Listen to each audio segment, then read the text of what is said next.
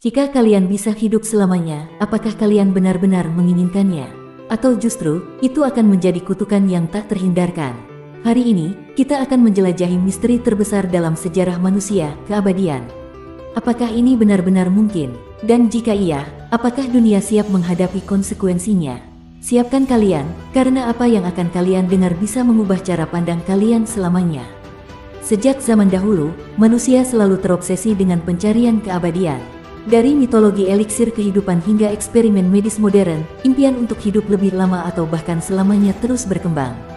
Namun, dalam beberapa dekade terakhir, kemajuan dalam ilmu medis, bioteknologi, dan kecerdasan buatan telah membawa harapan baru. Saat ini, beberapa ilmuwan bahkan percaya bahwa kematian akibat penuaan hanyalah masalah teknis yang suatu hari bisa diatasi.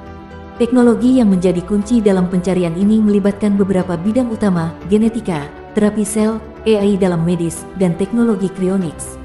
Salah satu pendekatan paling menjanjikan adalah manipulasi genetik melalui CRISPR, sebuah teknologi penyuntingan gen yang dapat mengubah DNA manusia. Ilmuwan telah menemukan bahwa ada gen tertentu yang berkaitan dengan penuaan, dan jika gen ini dapat dimodifikasi, proses penuaan bisa diperlambat atau bahkan dihentikan. Beberapa penelitian pada hewan menunjukkan bahwa manipulasi genetik dapat memperpanjang umur hingga 50%, memberikan harapan bahwa metode serupa dapat diterapkan pada manusia. Selain genetika, terapi sel punca juga menjadi salah satu harapan utama dalam memperpanjang umur manusia. Dengan teknologi ini, sel-sel yang rusak akibat penuaan bisa digantikan dengan sel baru yang lebih muda, memungkinkan organ manusia untuk terus diregenerasi. Beberapa klinik sudah mulai menawarkan terapi ini, meskipun biayanya masih sangat tinggi. Kecerdasan buatan atau AI juga memainkan peran besar dalam longevity science. AI saat ini digunakan untuk menganalisis data kesehatan manusia dengan akurasi yang jauh lebih tinggi dibandingkan dokter manusia. Dengan memprediksi penyakit sebelum berkembang, AI memungkinkan pencegahan yang lebih efektif. Beberapa perusahaan teknologi besar, seperti Google melalui proyek Salico dan Elon Musk dengan Neuralink, sedang mengembangkan teknologi berbasis AI untuk memperpanjang umur manusia dan bahkan mengunggah kesadaran manusia ke dalam sistem digital.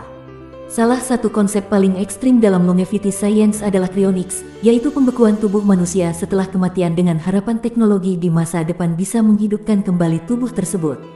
Beberapa perusahaan seperti Alcor dan Cryonics Institute sudah menawarkan layanan ini, meskipun masih penuh dengan kontroversi dan belum ada bukti bahwa tubuh yang dibekukan benar-benar bisa dihidupkan kembali di masa depan. Namun, di balik optimisme ini, ada banyak tantangan yang harus dihadapi. Salah satu masalah terbesar adalah apakah tubuh manusia dapat menyesuaikan diri dengan umur yang jauh lebih panjang. Saat ini, banyak penyakit degeneratif seperti Alzheimer yang menyerang orang tua, dan jika umur manusia diperpanjang tanpa solusi untuk masalah ini, maka hidup yang lebih panjang justru bisa menjadi beban. Selain itu, ada juga pertanyaan etis dan sosial. Jika hanya segelintir orang yang memiliki akses ke teknologi ini, apakah ini akan menciptakan kesenjangan sosial yang lebih besar? Apakah populasi manusia akan meledak jika semua orang bisa hidup lebih lama? Namun, jika melihat kemajuan yang telah dicapai dalam beberapa tahun terakhir, sepertinya hanya masalah waktu sebelum manusia benar-benar bisa memperpanjang hidup mereka hingga ratusan tahun, atau bahkan mencapai keabadian dalam bentuk lain. Tapi jika kita benar-benar bisa hidup selamanya, apakah itu hal yang diinginkan semua orang? Bagaimana hidup tanpa batas waktu akan mengubah cara kita melihat kehidupan itu sendiri? Namun, semakin dalam kita menggali kemungkinan keabadian, semakin banyak pula pertanyaan filosofis, etis, dan ilmiah yang muncul. Jika penuaan bisa dihentikan, atau bahkan dibalik, maka konsekuensinya tidak hanya bersifat medis tetapi juga merambah ke aspek sosial, ekonomi, bahkan eksistensial. Apakah kehidupan yang abadi benar-benar akan membawa kebahagiaan, atau justru menciptakan masalah yang belum pernah kita bayangkan sebelumnya? Salah satu aspek yang paling menarik adalah bagaimana tubuh manusia akan beradaptasi dengan umur yang jauh lebih panjang. Dalam kondisi biologis saat ini, penuaan adalah bagian dari mekanisme evolusi, sebuah proses yang telah terbentuk selama miliaran tahun. Jika kita mengganggu mekanisme ini, kita juga harus memikirkan bagaimana mempertahankan kualitas hidup dalam jangka panjang. Organ tubuh yang bisa diperbarui melalui terapi sel punca dan rekayasa jaringan mungkin menjadi solusi, tetapi bagaimana dengan otak manusia? Jika kita bisa memperpanjang umur hingga ratusan tahun, apakah otak kita mampu menyimpan dan mengolah ingatan yang begitu banyak, ataukah kita akan mencapai batas kognitif tertentu yang justru menghambat perkembangan mental? Di sisi lain, konsep transhumanisme menawarkan kemungkinan untuk mengatasi keterbatasan biologis ini dengan cara menggabungkan tubuh manusia dengan teknologi. Neuralink dan proyek-proyek sejenis bertujuan untuk menciptakan antarmuka langsung antara otak manusia dan mesin, memungkinkan peningkatan memori, kemampuan berpikir, bahkan potensi untuk mengunggah kesadaran manusia ke dalam sistem digital. Jika kesadaran manusia bisa diunggah dan disimpan dalam bentuk digital, apakah itu berarti kita telah mencapai keabadian? Ataukah hanya sekadar menyalin diri kita dalam bentuk lain, sementara kesadaran asli tetap tunduk pada hukum alam? Dalam aspek sosial, dunia yang dihuni oleh manusia yang tidak menua akan menghadapi tantangan besar. Jika manusia tidak lagi mati karena usia, bagaimana dengan generasi-generasi baru?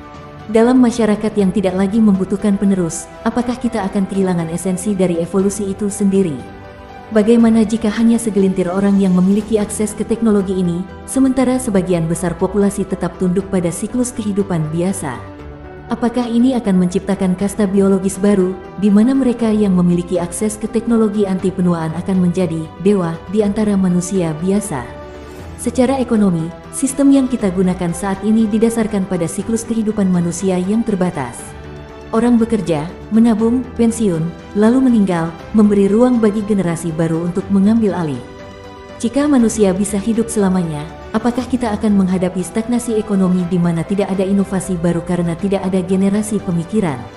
Ataukah kita akan melihat era keemasan baru di mana manusia dengan umur panjang memiliki waktu tak terbatas untuk mengembangkan teknologi, seni, dan filsafat hingga level yang tak terbayangkan?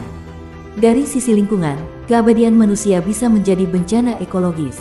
Jika populasi manusia tidak lagi berkurang secara alami, tekanan terhadap sumber daya bumi akan meningkat secara eksponensial. Kita sudah menghadapi krisis lingkungan dengan jumlah populasi saat ini, bagaimana jika jumlah manusia terus bertambah tanpa ada yang meninggal? Apakah satu-satunya solusi adalah kolonisasi luar angkasa, ataukah kita akan dipaksa untuk membatasi kelahiran dengan cara yang lebih ketat dan mungkin tidak manusiawi? Namun, di tengah semua spekulasi ini, satu hal tetap menjadi misteri terbesar, apakah keabadian benar-benar sesuatu yang kita inginkan? Sepanjang sejarah, keterbatasan waktu telah menjadi pendorong utama bagi manusia untuk berkarya, menciptakan, dan mencari makna dalam kehidupan. Jika tidak ada lagi tekanan dari waktu, apakah kita akan kehilangan makna itu?